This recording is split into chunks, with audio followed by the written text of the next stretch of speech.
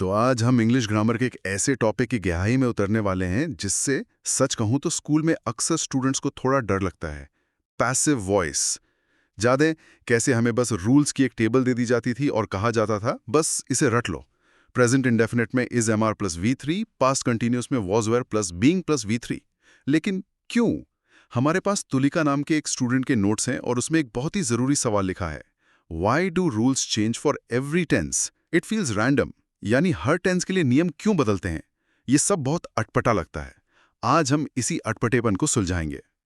और इसका सबसे खूबसूरत जवाब है इट इज़ नेवर रैंडम। भाषा के हर नियम के पीछे एक बहुत गहरा लॉजिक होता है, एक वजह होती है। अगर हम उस वजह को पकड़ लेना तो फिर हमें कुछ भी रटने की जरूरत नहीं पड़ेगी। आज हम नियमों को नहीं बल्कि भाषा की आत्मा को समझने की कोशिश करेंगे। बहुत खूब। हमारी आज की चर्चा का जो मिशन है वो है एक्टिव वॉइस यानी काम करने वाला, और पैसिव वॉइस यानी जिस पर काम हुआ। इन दोनों के बीच के लॉजिक के पुल को समझना। हम सिर्फ क्या नहीं पूछेंगे, हम पूछेंगे क्यों और कैसे। तो चलिए सबसे पहले और सबसे बुनियादी सवाल से ही शुरू करते हैं। हमें पैसिव वॉइस की जरूरत ही क्यों है? जब हम एक्टिव वॉइस में कह सकते हैं कि शेफ ने खाना बनाया, तो बात तो समझ आ ही गई, फिर उसे घुमाकर कहने की क्या जरूरत है? ये बहुत अच्छा सवाल है, और ये घुमाकर कहना नहीं है, ये असल में नजरिया बदलना है। इसे समझने के लिए दो तस्वीरों की कल्पना करते हैं। पहली तस्वीर में एक शेफ अपनी यूनिफॉर्म में है, सब्जियां काट रहा है, मतलब फुल एक्शन में है। हमारा वाक्य है the chef cooked the food. Chef ने खाना बनाया। इस वाक्य का हीरो कौन है? जाहिर है शेफ। सारा ध्यान तो उसी पर है कि वो कुछ कर रहा है, काम करने वाले पर, जिसे हम डूअर कहते हैं। बिल्कुल, ये है एक्टिव वॉइस। अब दूसरी तस्वीर देखिए। इसमें एक प्लेट में एक बहुत स्वादिष्ट चिकन की डिश रखी है जिसमें से हल्की सी भाप निकल रही है। यहाँ शेफ कहीं नहीं है। अब वाक्य है द फूड इज कुक्ड। खाना पका हुआ है। अब बताइए इस वाक्य का हीरो कौन है? अब तो हीरो खाना है। सारी बात खाने के बारे में हो रही है। हम ये नहीं बता रहे कि किसने बनाया, हम बस ये बता रहे हैं कि खाना अब तैयार है। उसकी अवस्था, उसकी स्टेट बदल चुकी है। एग्जैक्टली आपने बिल्कुल सही शब्द पकड़ा, अवस्था या स्टेट। यही पैसिव वॉइस का सार है। एक्टिव वॉइस एक्शन पर फोकस करता है, किसने किया, और पैसिव वॉइस उस एक्शन के नतीजे पर यानी ऑब्जेक्ट की अवस्था पर फोकस करता है, वो अब किस हाल में है। अच्छा। जब ये जरूरी नहीं होता कि काम किसने किया, बल्कि ये जरूरी होता है कि काम हो चुका है, तब हम पैसिव वॉइस का इस्तेमाल करते हैं। जैसे अखबार की हेडलाइन में होता है द थीफ वॉज अरेस्टेड। हाँ, ये तो जाहिर है कि पुलिस ने ही पकड़ा होगा। जरूरी खबर ये है कि चोर अब पकड़ा गया। बिल्कुल, जरूरी खबर ये है कि चोर अब पकड़ी हुई अवस्था में है। अच्छा, तो ये फोकस का खेल है। मतलब जब हीरो डूअर है तो एक्टिव, और जब हीरो रिसीवर है तो पैसिव। ठीक है, ये बात तो समझ में आई। लेकिन यहीं से असली कंफ्यूजन शुरू होता है। पैसिव वॉइस में हमेशा वर्ब की थर्ड फॉर्म यानी V3 ही क्यों लगती है, V2 क्यों नहीं? मैंने स्कूल में इतनी बार द विंडो वॉज ब्रोक लिखा है और टीचर ने हमेशा उसे ब्रोकन किया है। तब समझ नहीं आया, बस रट लिया था। आपका ये सवाल ही लाखों स्टूडेंट्स का सवाल है, और इसका जवाब बहुत मजेदार है। इसके दो बड़े कारण हैं। पहला कारण है इसका एडजेक्टिव जैसा स्वभाव। एडजेक्टिव जैसा? कैसे? जैसे आपने कहा ब्रोकन विंडो, इसका मतलब क्या है? टूटी हुई खिड़की। यहां ब्रोकन V3 कोई एक्शन नहीं कर रहा, बल्कि खिड़की की विशेषता बता रहा है, उसकी हालत बता रहा है। ठीक एक विशेषण यानी एडजेक्टिव की तरह। हाँ, सही बात है। ये बता रहा है कि टूटने का काम पूरा हो चुका है। V3 हमें फिनिश्ड स्टेट या पूरी हो चुकी अवस्था के बारे में बताता है। और V2 जैसे ब्रोक, वो क्या बताता है? V2 यानी पास्ट सिंपल टेंस हमें सिर्फ ये बताता है कि अतीत में एक एक्शन हुआ है।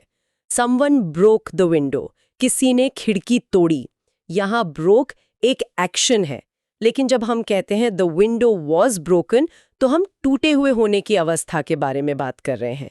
V3 का यही काम है, एक्शन को अवस्था में बदल देना। अच्छा। और इसका दूसरा कारण है कंप्लीशन यानी काम का पूरा होना। V3 का मतलब है एक्शन हैज लैंडेड। जैसे किसी दस्तावेज पर डन या कंप्लीटेड की मोहर लग जाती है ना, V3 भी क्रिया के पूरे हो जाने की एक पक्की मोहर है। ये तो बहुत दिलचस्प है। मतलब V3 सिर्फ एक वर्ब फॉर्म नहीं है बल्कि एक तरह का स्टेटस अपडेट है, काम हो गया। हाँ और शायद इसलिए हिंदी में भी हम कुछ ऐसा ही करते हैं। हाँ, ये बाइलिंगुअल लॉजिक बहुत मदद करता है। हम हिंदी में कहते हैं चाय बनाई जाती है। हम कभी नहीं कहते चाय बनाना जाती है। बिल्कुल, यहाँ बनाई शब्द मेड की तरह है, जो काम के पूरे होने का संकेत देता है। तो जैसे हिंदी पास्ट फॉर्म का इस्तेमाल करके काम का पूरा होना दिखाती है, वैसे ही इंग्लिश V3 का इस्तेमाल करती है। तो अगली बार जब भी पैसिव वॉइस देखें तो V3 का मतलब समझें, पूरी हो चुकी अवस्था। ठीक है, तो V3 का लॉजिक तो समझ में आया, ये अवस्था और काम के पूरे होने का सिग्नल है। लेकिन असली कंफ्यूजन तब होता है जब V3 के साथ इज, बीइंग, बीन, बी ये सब जुड़ने लगते हैं। ऐसा लगता है जैसे हर टेंस के लिए एक नया नियम है। क्या इनके पीछे भी कोई एक ही लॉजिक काम कर रहा है? बिल्कुल, और वो लॉजिक एक शांति समझौते जैसा है। शांति समझौता? हाँ, ये सारे हेल्पर वर्ब्स असल में ग्रामर के दो बड़े नियमों के बीच सुलह करवाने आते हैं। ठीक है। चलिए इसे एक एक करके समझते हैं। सबसे पहले बात करते हैं कंटिन्यूअस टेंस की, ठीक है। जहां बीइंग का इस्तेमाल होता है। कल्पना कीजिए कि ग्रामर के दो बहुत जिद्दी किरदार हैं। पहला किरदार है कंटिन्यूअस टेंस। उसकी एक ही जिद है, मुझे मेरे वर्ब के साथ आईएनजी चाहिए ही चाहिए, वरना मैं कंटिन्यूअस नहीं कहलाऊंगा। हाँ। जैसे रिपेयरिंग, ईटिंग, प्लेइंग। ठीक है, एक जिद्दी किरदार। और दूसरा किरदार है पैसिव वॉइस, जिसकी अपनी जिद है, मुझे तो मुख्य क्रिया सिर्फ और सिर्फ V3 में चाहिए, क्योंकि मुझे अवस्था दिखानी है। तो अब इन दोनों की जिद कैसे पूरी हो? एक को ING चाहिए, दूसरे को V3। यहीं पर बीइंग एक समझदार मध्यस्थ, एक ब्रिज बनकर आता है। एक ब्रिज? हाँ, वो कहता है लड़ो मत। कंटिन्यूअस टेंस, तुम बी वर्ब पर अपना ING लगा लो तो तुम बन जाओगे बीइंग, तुम्हारी शर्त पूरी हो गई। फिर वो पैसिव वॉइस से कहता है, अब तुम अपनी मुख्य क्रिया को V3 में रख लो, जैसे रिपेयर्ड। इस तरह दोनों की शर्तें पूरी हो जाती हैं। बीइंग ने ING की जरूरत भी पूरी कर दी और V3 को आने की जगह भी दे दी। अरे वाह! तो the road is being repaired का मतलब हुआ, इज बता रहा है कि ये प्रेजेंट है, बीइंग बता रहा है कि ये कंटिन्यूअस है, और रिपेयर्ड बता रहा है कि ये पैसिव है। कमाल है! ये तो सच में ग्रामर की पहेली को सुलझाने जैसा है। बिल्कुल। हिंदी में सोचिए, सड़क की मरम्मत की जा रही है। यहाँ जो रही शब्द है वो कंटिन्यूटी दिखा रहा है, और इंग्लिश में यही काम बीइंग कर रहा है। ठीक है, बीइंग का रहस्य तो खुल गया। अब आते हैं परफेक्ट टेंस पर, जहां बीन का इस्तेमाल होता है। यहाँ क्या कहानी है? यहाँ कौन से दो नियम लड़ रहे हैं? देखिए, यहाँ भी दो बहुत ताकतवर नियम है। पहला है हैज हैव हैड का नियम। ये ग्रामर के बॉस की तरह है। इनका एक ही आदेश है, मेरे बाद जो भी वर्ब आएगा वो V3 में ही होना चाहिए, नो एक्सेप्शंस। जैसे I have done my work. सही। और दूसरा नियम तो पैसिव वॉइस का ही है कि उसे मुख्य क्रिया V3 में चाहिए। एक मिनट, ये थोड़ा कंफ्यूजिंग है। हैज हैव को भी V3 चाहिए और पैसिव को भी V3 चाहिए, तो हम द वर्क हैज डन क्यों नहीं कह सकते? बीन की क्या जरूरत पड़ गई? बहुत बढ़िया सवाल। अगर हम कहते हैं द वर्क हैज डन, तो इसका मतलब होगा काम ने कुछ कर दिया है, जो कि लॉजिकल नहीं है। काम खुद कुछ नहीं कर सकता। अच्छा, हाँ। हमें ये दिखाना है कि काम किया जा चुका है। हमें बी वर्ब की जरूरत है ताकि हम अवस्था दिखा सकें। हाँ। तो अब समस्या ये है कि हैज के बाद बी कैसे लगाएं, क्योंकि बी तो V1 है और हैज को V3 चाहिए। तो यहाँ पर बीन हीरो बनकर आता है, जिसके बाद हम मुख्य क्रिया जैसे डन, स्टोलन को उसके V3 रूप में लगा सकते हैं। तो वाक्य बनता है the work has been done. काम किया जा चुका है। बीन ने हैज की शर्त भी पूरी की और पैसिव का स्ट्रक्चर भी बना दिया। तो ये हेल्पर वर्ब्स असल में अलग-अलग टेंस और पैसिव वॉइस के नियमों के बीच शांति स्थापित करने वाले दूत हैं। ये सोचने का बिल्कुल नया तरीका है। अब आखिरी जिद्दी किरदार की बात करते हैं, मॉडल्स। कैन, शुड, मस्ट के साथ सिर्फ बी क्यों लगता है? बीइंग या बीन क्यों नहीं? क्योंकि मॉडल सबसे ज्यादा जिद्दी हैं। उनका एक ही अटल नियम है, मेरे बाद हमेशा वर्ब की बेस फॉर्म यानी V1 ही आएगी।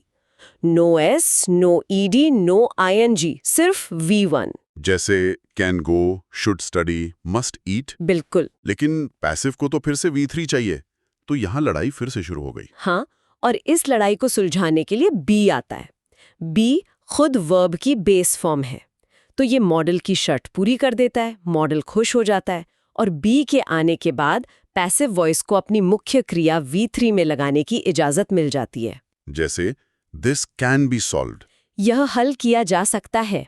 ध्यान दीजिए, हिंदी में जो काम जा कर रहा है, किया जा सकता है, इंग्लिश में वही काम बी कर रहा है, कैन बी सॉल्व्ड। बी एक तरह से संभावना या होने की स्थिति को दर्शाता है। ये तो कमाल है। मतलब हमें बस ये देखना है कि किस टेंस या मॉडल की क्या जिद है और हेल्पर वर्ब उस जिद को कैसे पूरा कर रहा है।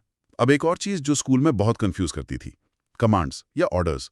अगर हमें कहना हो ओपन द डोर, तो उसका पैसिव कैसे बनता है? इसके लिए हम लेट और बी का एक खास कॉम्बिनेशन इस्तेमाल करते हैं। वाक्य बनता है let the door be opened. इसे थोड़ा तोड़कर समझाइए। लेट का क्या मतलब है यहाँ, और हम सीधे द डोर बी ओपन क्यों नहीं कह सकते? क्योंकि कमांड में कोई सब्जेक्ट नहीं होता, हम सीधे क्रिया से शुरू करते हैं। लेट का मतलब है अनुमति देना या ऐसा होने देना, अच्छा। अलाउइंग। जब हम कहते हैं let the door be opened, तो हम एक तरह से आदेश दे रहे हैं कि दरवाजे को खोले जाने की क्रिया को होने दो। अच्छा। लेट का भी अपना नियम है कि उसके बाद वर्ब की बेस फॉर्म आती है, तो बी आकर उस नियम को पूरा करता है। और अंत में ओपन्ड V3 ये दिखाता है कि हम दरवाजे को खुली हुई अवस्था में देखना चाहते हैं। हिंदी में हम कहते हैं दरवाजा खोला जाए। अच्छा। ये एक फॉर्मल कमांड है। समझ गया। अब एक और जरूरी सवाल, क्या पैसिव वॉइस में हमेशा बाय का इस्तेमाल होता है? क्योंकि कई बार हम इंटरेस्टेड इन या सरप्राइज्ड एट जैसे वाक्य देखते हैं, यहाँ बाय क्यों नहीं लगता? ये एक बहुत अच्छा पॉइंट है। नहीं, हमेशा बाय नहीं लगता। इसका एक बड़ा नियम है जिसे हम द मेंटल स्टेट रूल कह सकते हैं। जब कोई फिजिकल एक्शन होता है, जैसे किसी ने हथौड़े से कील ठोकी, तो हम बाय का इस्तेमाल करते हैं। The nail was hit by the hammer. यहाँ हथौड़ा एक बाहरी एजेंट है जो काम कर रहा है। लेकिन इंटरेस्टेड या सरप्राइज्ड तो फिजिकल एक्शन नहीं है। बिल्कुल, ये मानसिक अवस्थाएं या भावनाएं हैं। जब हम कहते हैं I am interested in Python, तो पाइथन हम पर कोई फिजिकल एक्शन नहीं कर रहा है, हाँ। बल्कि हमारी दिलचस्पी उसके अंदर है। इसी तरह I was surprised at the news, मैं खबर पर हैरान था, खबर के द्वारा हैरान नहीं था। ये प्रेपोजिशंस रिश्ते को ज्यादा बेहतर तरीके से दिखाते हैं। नोट्स में एक वेरी टेस्ट भी दिया है, ये क्या है? ये तो कोई मजेदार ट्रिक लग रही है। हाँ, ये एक बहुत ही प्रैक्टिकल तरीका है पता लगाने का। अगर आप किसी शब्द के पहले वेरी लगा सकते हैं, तो वो एक एडजेक्टिव की तरह काम कर रहा है और उसके साथ बाय लगने की संभावना बहुत कम है। अच्छा। आप कह सकते हैं आई एम वेरी इंटरेस्टेड या आई एम वेरी सरप्राइज्ड, लेकिन आप ये नहीं कह सकते I am very hit by the hammer. हाँ, ये तो अजीब लग रहा है। तो जिन शब्दों के साथ वेरी फिट हो जाए, समझिए वो आपकी अवस्था बता रहे हैं, और उनके साथ बाय की जगह कोई और प्रेपोजिशन आएगा जो उस भावना को सही से दर्शाए। ये तो बहुत काम की ट्रिक है। और कुछ फिक्स्ड प्रेपोजिशंस भी होते हैं, जैसे नोन टू या कंटेन्ड इन। हाँ, क्योंकि ये रिश्ते को सही ढंग से परिभाषित करते हैं। आप किसी व्यक्ति को जानते हैं, इसलिए he is known to me. सोना बॉक्स के द्वारा नहीं होता, बॉक्स के अंदर होता है, इसलिए gold is contained in the box. भाषा का लॉजिक हमेशा सबसे सही शब्द चुनना होता है, जबरदस्ती बाय लगाना नहीं। ठीक है, अब कुछ एडवांस कॉन्सेप्ट्स की बात करते हैं। कभी कभी वाक्यों में दो ऑब्जेक्ट होते हैं, जैसे I gave Swagata a gift. इसका पैसिव कैसे बनेगा? जब वाक्य में दो ऑब्जेक्ट हों, एक व्यक्ति स्वागता और एक चीज अ गिफ्ट, तो हमारे पास दो विकल्प होते हैं। ये इस पर निर्भर करता है कि हम किसे हीरो बनाना चाहते हैं। कैसे? अगर हम व्यक्ति पर फोकस करना चाहते हैं, तो हम उसे सब्जेक्ट बनाएंगे। स्वागता वॉज गिवन अ गिफ्ट, स्वागता को एक गिफ्ट दिया गया। और अगर हम चीज पर फोकस करना चाहते हैं, तो हम उसे सब्जेक्ट बनाएंगे।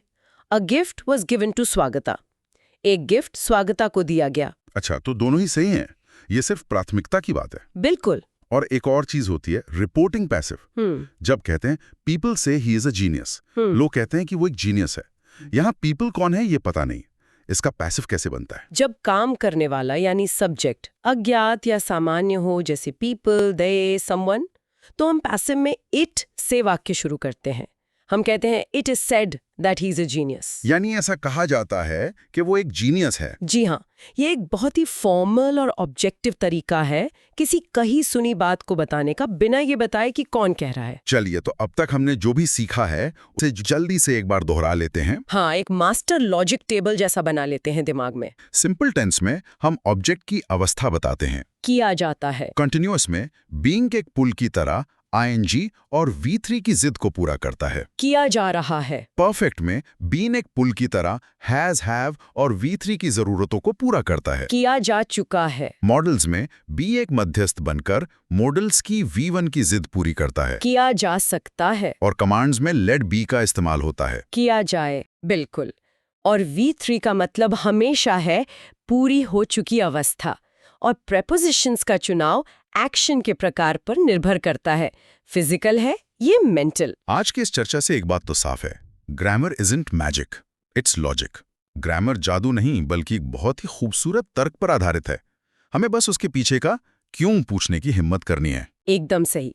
नियमों को रटने की बजाय उनके पीछे की कहानी को समझिए।